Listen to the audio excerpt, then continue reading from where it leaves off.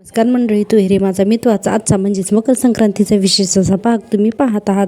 सुरुवातीला आपण बघतोय ईश्वरी आणि अंजली या दोघीजणी किचनमध्ये असतात. ईश्वरी भोगीच्या भाजीची तयारी करत असते आणि अंजली म्हणत असते, काय ग तू नम्रताला सांगितलंच ना हलव्याचे दागिने बनवायला यायचंच म्हणून. त्यावर ईश्वरी म्हणते, होतंय मगाशीच मी नमुताईला फोन केला होता आणि आज तिला साखरपुड्याची ऑर्डर होती ना, त्यामुळे तर ते तिकडचं झालं की इकडेच येते असं म्हणत असते. पुढे ईश्वरी म्हणतेच, पण ताई तुम्हाला मी भोगीच्या भाजीमध्ये वाटाणे घालू का? तुम्हाला चालत नाहीत ना, मी काढून ठेवते त्यावर अंजली म्हणते, अगं मला भोगीच्या भाजीतच काय कुठल्याही भाजीत मिक्स झालेले वाटाणे चालतातच कर तो.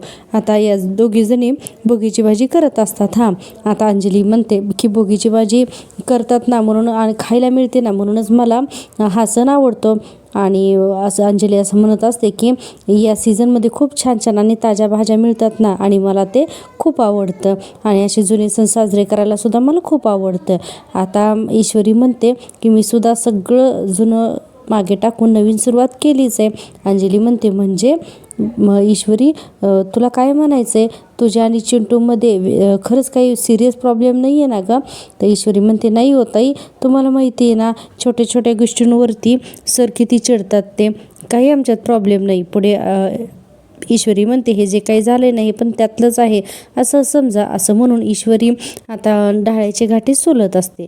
आणि आता आपण दुसरा सीन पाहतोय. तर दुसऱ्या सीनमध्ये आपण असं पाहतोय की आकाश जो आहे तर तो नम्रताची मदत करत असतो. सगळे जे काही पेड्यांचे बॉक्सेस असतात तर ते बॉक्सेस गाडीच्या डिक्कीमध्ये आकाश ठेवत असतो आणि नम्रता म्हणत असते की सर बरं झालं, अगदी तुम्ही वेळेवर आलात आणि आता आपली ऑर्डरसुद्धा नक्कीच पोचते. आणि आता नम्रता म्हणते की आई, तू ना किचन बंद करून घरी गेलीस ना तरीही चालेल, आम्ही ऑर्डर पोचून लगेच घरीच येतो असं नम्रता सांगते. आता तिची आई म्हणते, ठीक आहे, म्हणून आई आतमध्ये जाते. आता आकाश सगळे बॉक्सेस गाडी ठेवत असतो. नम्रता म्हणत असते, आकाश सर खरंच खूप थँक्स, खूप तुमची मदत झाली. आकाश म्हणतो, फक्त थँक्स, मी एवढी मदत केली सो काहीतरी रिटर्न्स घेणारच ना मी. त्यावरती नम्रता म्हणते, आकाश सर तुमच्यासाठी मस्त इंदोरी स्पेशल डिश बनवून पाठवू का तुमच्या घरी मी? त्यावरती आकाश म्हणतो, ते सांगतोच मी, पण लक्षात ठेव प्रॉमिस करतेस तू. आता नम्रतासुद्धा हो म्हणते आणि त्याच्या हातात हात देते प्रॉमिस म्हणून. आणि हीच गोष्ट नम्रताची आई बघते. आता नम्रता म्हणत असते की आम्ही इंदोरची लोक जुबानचे एकदम पक्के असतात. आकाश म्हणतो, रिअली? तर नम्रता म्हणत असते, हो. आणि हे दोघं आणखीनही काही काही बोलत असतात. पण हे सगळं बोलत असताना या दोघांचा एकमेकांचा हात एकमेकांच्या हातातच असतो आणि हे सगळं सुप्रिया लांब उभारून पाहत असते. आणि आपण बघतोय की इतक्यातच एक बाईसुद्धा तिथे येते आणि ती बाई आकाशला बघते आणि म्हणते, हा आकाश तर वल्लरी त्यांचा मुलगा आहे ना, आणि ही मुलगी कोण आहे असं ती बाई म्हणत असते. आता ही बाई कोण आहे ते आपण नंतर पाहूयात. आता ती बाई तिथून निघून जाते आणि आता आपण आणि आकाश आणि नम्रता आणखीनही हातात घेऊन दोघं एकमेकांशी बोलतच असतात. आता सुप्रियाला हे पाहून टेन्शन येतं ना. सुप्रिया म्हणते, देवा, आणि यांची मैत्री तर आणखीनच घट्ट होत चालली आहे असं काहीसं सुप्रिया म्हणत असते आणि तिला भीती वाटत असते. आणि ती म्हणते की देवा, यातून आता काही वेगळं निघालं नको आणि आपल्याला हा सीन इथेच संपलेला दाखवला आहे. पुढच्या सीनमध्ये आपण बघतोय की किचनमध्ये जसं अंजली आणि ईश्वरी या दोघीजणी भोगीच्या भाजीची तयारी करत असतातच इतक्यातच राजेश तिथे येतो आणि म्हणतो की अरे वा, काय चाललंय दोघींचं किचनमध्ये. आता ईश्वरी त्याच्याकडे रागानेच बघते. अंजली म्हणते, तुम्ही आधी सांगा, तुम्ही सकाळ सकाळ बाहेर कुठे गेला होतात? राजेश म्हणतो, अगं असं काय करतेस अंजली, ईश्वरीजींची पहिली संक्रांत आहे ना आज, तर ती सेलिब्रेट करायला नको का असं राजेश म्हणत असतो. आता ईश्वरी त्याच्याकडेच बघते. अंजली म्हणते, अय्या, तुम्ही त्यासाठी बाहेर गेला होतात का? आणि मला सांगा ना, तुम्ही आज काय स्पेशल करणार आहात ते? राजेश म्हणतो, मी काय स्पेशल तरी करणार ना असा राजेश म्हणत असतो. पण ईश्वरी त्याला पुरती खुन्नस देत असते. राजेश म्हणतो, गोड बोलणार, दुसरं काय? अंजली हसायला लागते आणि म्हणते, तुम्ही पण ना काहीतरीच आणि म्हणते, तुम्ही एरवीसुद्धा नेहमी गोड बोलतच असता. राजेश म्हणतो, असं तुला वाटतं ईश्वरी? आपण असं काही नाही. आता ईश्वरीकडे बघतो आणि म्हणतो, पण ईश्वरीजींनाही तसं वाटायला हवं ना.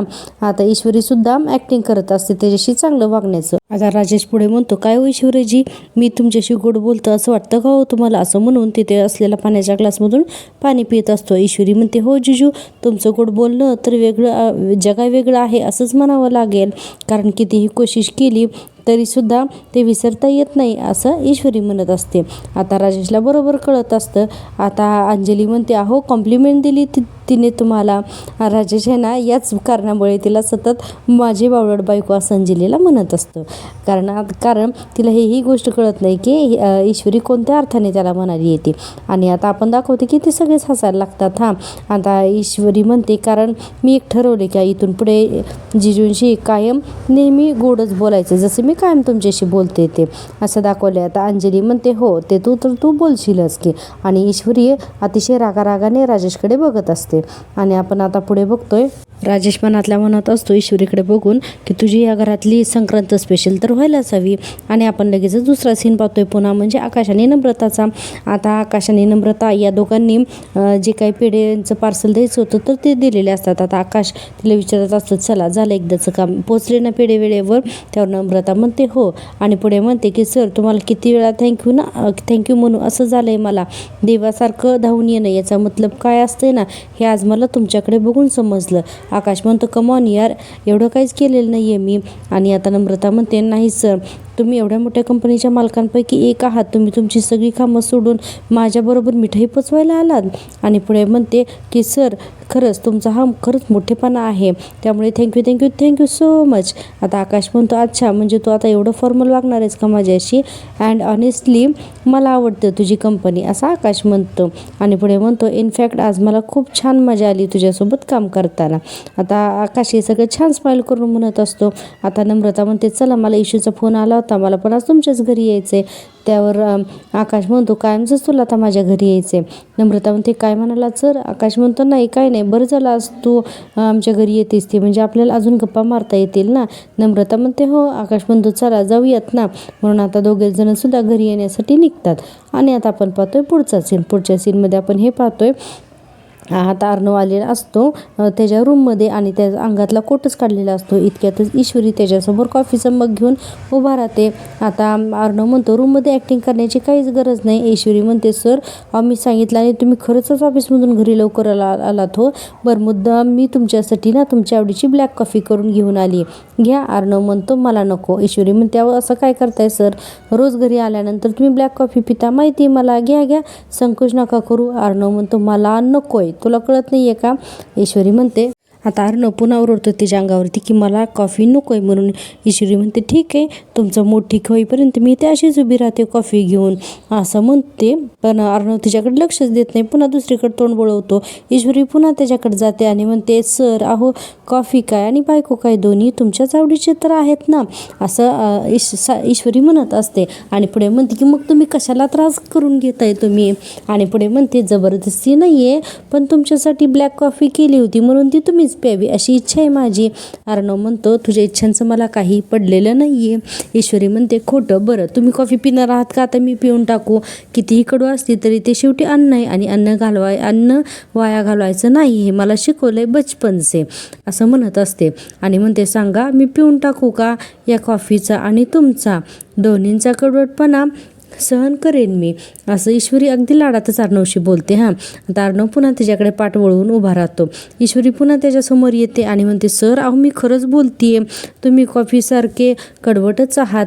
मग अर्णव म्हणतो बरं आहे कडवट, काय प्रॉब्लेम आहे. ईश्वरी म्हणते नो प्रॉब्लेम गुड.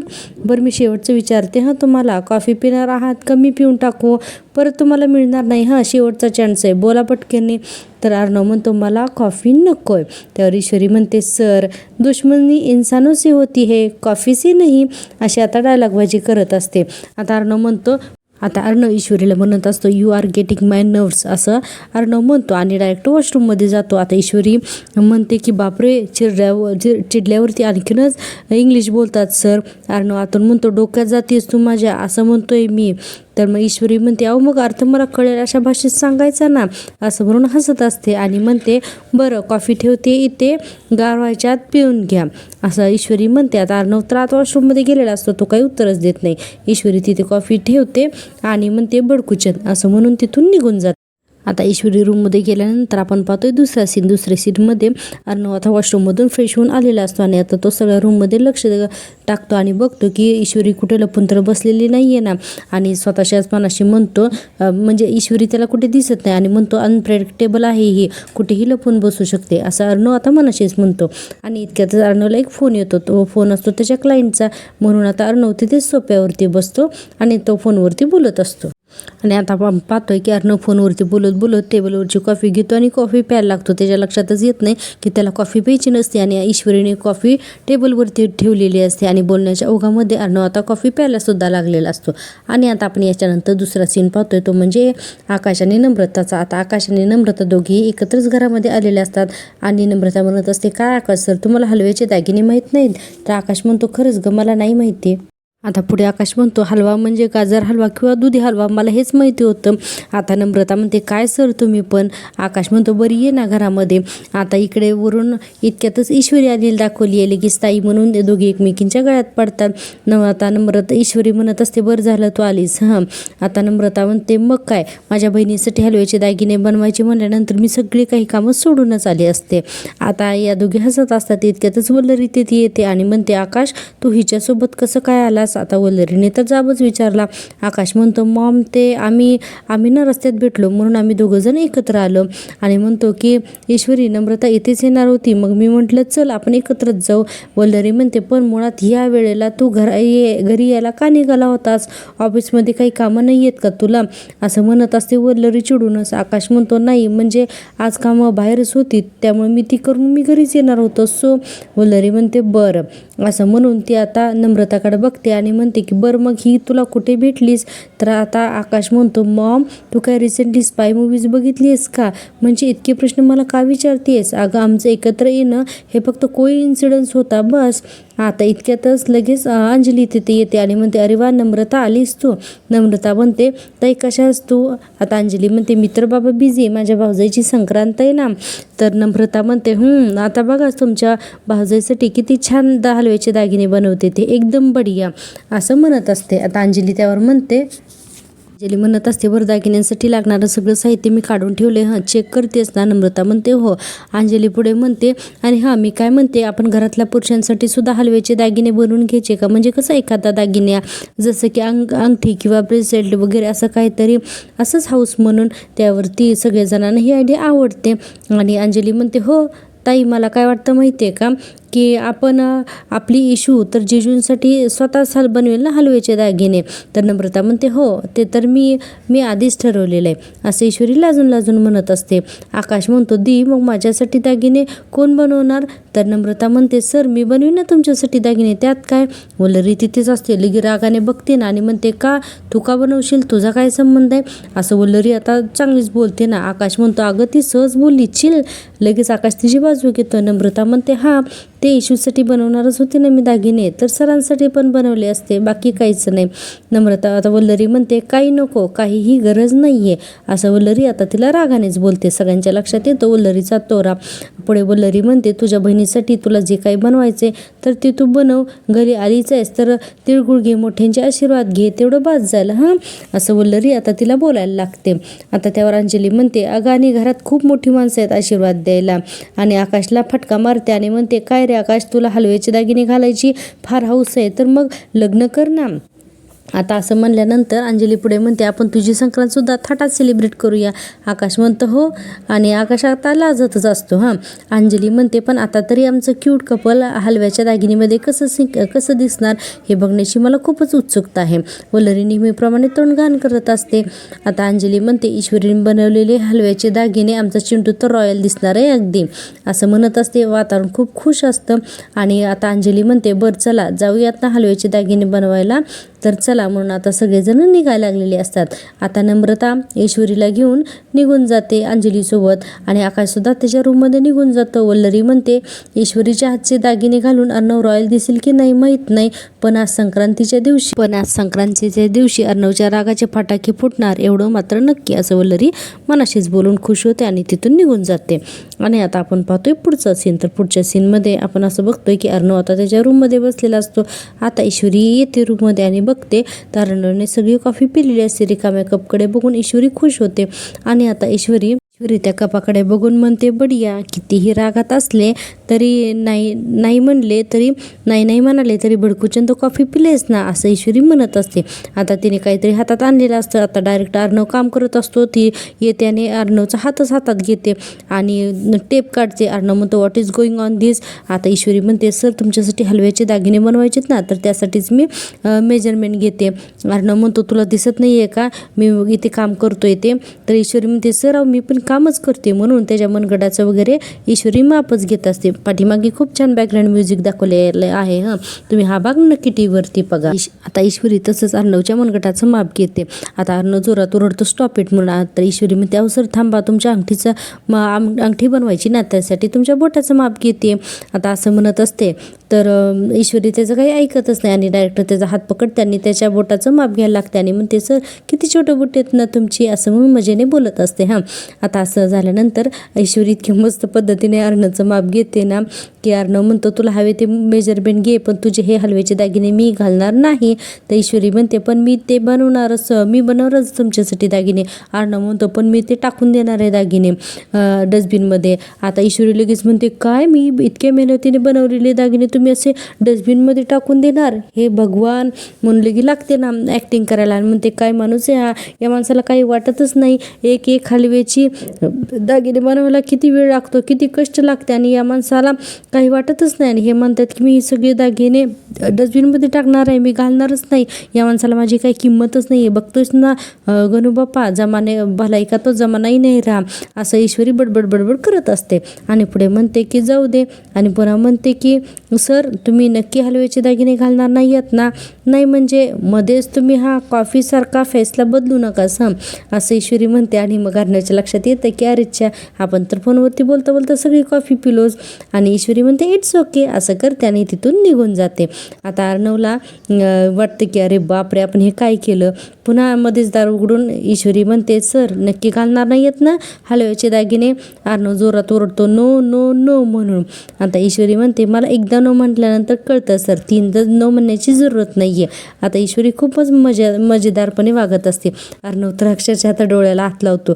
पुन्हा ईश्वरी दरवाजा उघडते आणि पुन्हा म्हणते तुम्ही घालणार आहात मला माहिती आहे, असं म्हणून पुन्हा दरवाजा बंद करते. आणि हा जो तिचा बालिशपणा आहे तर तो अर्णवला काही आवडत नाही. अर्णव अक्षरशः डोक्याला हात लावत असतो. आणि आता आपण पुढचा सीन बघतोय, ती म्हणजे नम्रता अतिशय सुंदर हलव्याचे दागिने बनवत असते हॉलमध्ये डायनिंग टेबलवरती बसून. आणि अंजली तिला म्हणत असते वा नम्रता किती नाजूक काम केलेस ग. आता ईश्वरी म्हणत असते अहो ताई ना एक्सपर्ट आहे या कामामध्ये, असं ईश्वरी म्हणत असते. आता ईश्वरी पुढे म्हणते तुम्हाला सांगते ताई आमच्या गल्लीमध्ये कोणाची संक्रांत असली ना तर सगळे दागिने ताईच बनवायचे. आता अंजलीला कौतुक सांगत असते ईश्वरी. आता पुढे अंजली म्हणते मला तर 4 दिवससुद्धा पुरले नसते एवढंसं काम करायला. आता नम्रता म्हणते अंजली ताई मला सवय आहे त्यामुळे होतं हे सगळं पटापट. आता यांचं सगळं बोलणं वल्लरी आढून ऐकतच असते आणि वल्लरी पाहत असते. आणि ईश्वरी म्हणत असते की सरांसाठी मी हार बनवलाय आणि म्हणते की ब्रेसलेट पण झालंय, हा अंगठी पण करायचा विचार करते, असं ईश्वरी सांगत असते तिथे सगळ्यांना. आणि वल्लरी हे सगळं ऐकत असते. आणि आपण पाहतोय की अंजली पुढे म्हणते की चिंटू काय म्हणाला ग जेव्हा तू त्याला सांगितलंस की तू त्याच्यासाठी हलव्याचे दागिने बनवते. तर ईश्वरी म्हणते ते काय म्हणणार सर, ते नाहीच म्हणतायत दागिने बनवायला, पण मी त्यांचा अंगठीचं आणि ब्रेसलेटचं माप घेऊनच आली आहे, असं ईश्वरी सांगत असते अंजलीला. आणि नम्रता हे सगळं वल्लरी हे सगळं ऐकत असते. नम्रता म्हणते अगं पण मग ताई आता, नम्रता म्हणते ईश्वरी म्हणते अगं आता जरी ते नाही म्हणत असले तरी ते दागिने घालतील माझा विश्वास आहे, असं ईश्वरी म्हणत असते. आणि आता आपण पाहतोय की वल्लरीच्या हातामध्ये एक बाटली असते कसली तरी. आणि आता वल्लरी म्हणते की दागिने तर अर्णवने घालायलाच हवेत, असं म्हणत असते वल्लरी हातामध्ये काहीतरी ती बॉटल घेऊन. आता तिचा नक्की काय प्लॅन आहे आपण नंतर पाहूयातच.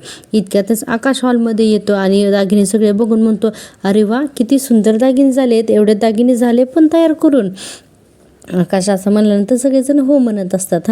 आणि पुन्हा वल्लरी डोकावून मागे बघते कारण आकाश तिथं नम्रताशी बोलतोय. ते आकाश म्हणतो नम्रता खूपच छान बनवलेस दागिने. लगी नम्रता पण हसून त्याच्याकडे बघून म्हणते थँक्यू आकाशजी, आता वल्लरी म्हणते ही नम्रता आकाशला आवडायला लागली का काय? वल्लरीला असा प्रश्न पडतो ना. आणि पुढे म्हणते एवढं कौतुक करायची तिची काय गरज आहे या आकाशची, असं म्हणून वल्लरी आता तिथून निघून जाते आणि आकाश तिथेच पुन्हा टेबलवरती बसतो. आता अंजली म्हणत असते तुझी बायको आली ना आकाश, की तू पण तिच्यासाठी असे दागिने बनवायला सांग हां.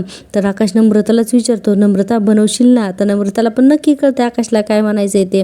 आता आकाश लगेच म्हणतो नाही म्हणजे परत येशील ना असे दागिने बनवायला, कारण या दोघीजणी नम्रताकडे बघायला लागलेल्या असतात म्हणून. आता नम्रता हो म्हणते. आता दुसऱ्या सीनमध्ये आपण बघतो ईश्वरीने बनवलेले दागिने सुद्धा ईश्वरी घेऊन येते आणि म्हणते हे सरांचे दागिने आणि हे माझे दागिने. अंजली म्हणते वा किती छान बनवलेस ग. आता आणि आता ईश्वरी म्हणत असते नम्रताला ताई तू पण किती नाजूक आणि छान दागिने बनवलेस ग माझ्यासाठी, पण मी काय म्हणते आपण हे सगळे दागिने इथेच वाळायला ठेवूयात का, असं ईश्वरी म्हणते. आता नम्रता म्हणते बरं ईशू आपण तुझ्यासाठी बनवलेले दागिने आजींना दाखवायला घेऊन जाऊयात का, कारण त्यांनी जर का काही सुचवलं तर मग बदल करता येईल ना. आता आता ईश्वरी म्हणते अगं पण तू केलेले दागिने त्यांना आवडतीलच ना. बरं ठीक आहे तू म्हणतेस तर चल आपण त्यांना दाखवूनच घेऊया, असं म्हणून नम्रता आणि ईश्वरी नम्रताने केलेले दागिने घेऊन आजींना दाखवायला जातात. आणि आता वल्लरी हॉलमध्ये येते, कारण हॉलमध्ये ते दागिने असतात जे ईश्वरीने बनवलेले असतात. अर्णवसाठी बनवलेला हार असतो आणि तो हार आता ताटामध्ये बघून वल्लरी म्हणत असते खूप कौतुकाने दागिने बनवलेस ना नवऱ्यासाठी. आणि पुढे म्हणते की आता बघ हे दागिने घातल्यानंतर तुझा नवरा कसं कौतुक करतो ते, असं वल्लरी आता खूप चेष्टेने बोलत असते. आणि आपल्याला दाखवले तिथे डायनिंग टेबलवरती दागिने असतात. आता आपण पाहतोय की तू हिरे माझा मित्वाचा हा भाग इथेच संपतो. आणि आजी इकडे ईश्वरीला सांगतात ही साडी सात्विकाची आहे आणि तिची अशी इच्छा होती की तिच्या पहिल्या संक्रांतीला तिच्या सुनेने ही साडी नेसावी म्हणून. आता अर्णव म्हणत असतो की आजी तिच्या जागी करेक्ट आहे, तिला हे सगळं काही खरं माहीत नाही आणि आपल्या या घराचा तुझा माझ्या आईशी आणि माझा काही संबंध नाही आहे. माझ्या आईची इच्छा पूर्ण करण्याची जबाबदारी तू घेण्याची गरज नाही. आईची साडी तू नाही घालायचीच, असं अर्णव ईश्वरीला सांगत असतो. पाहूया उद्याच्या भागामध्ये आणखी काय होतं ते. उद्याचा भाग सुद्धा खूप इंटरेस्टिंग ठरणार आहे. आणि प्रेक्षकांनो प्लीज जर तुम्ही अजूनपर्यंत चॅनलला सबस्क्राईब केलं नसेल तर प्लीज चॅनलला सबस्क्राईब करा. भेटूया उद्याच्या भागात, तोपर्यंत टेक केअर, बाय बाय.